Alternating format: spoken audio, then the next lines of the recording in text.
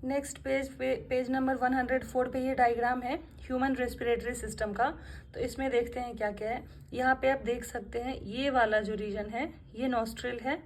Nostril से अंदर जब एयर जो है वो एंटर करता है तो नेजल पैसेज में एंटर करता है।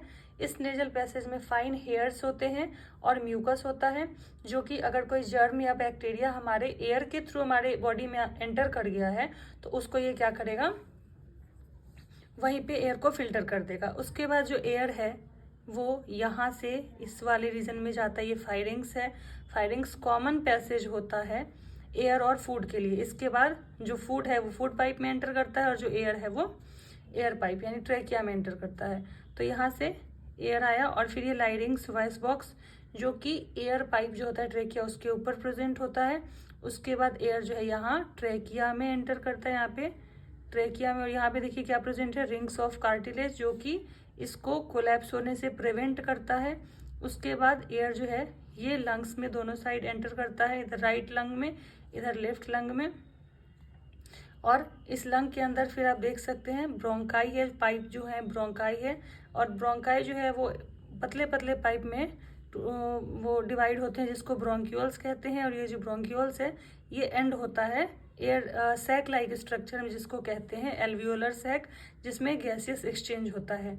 लंग्स के नीचे डायफ्राम होता है और डायफ्राम के ये डोम शेप होने से और फ्लैट होने से जो यहाँ पे लंग्स है उसके अंदर एयर जब एंटर करता है यानी कि जब लंग फूलता है एक्सपेंड होता है तो ये डायफ्राम जो है वो फ्लैट हो जाता है।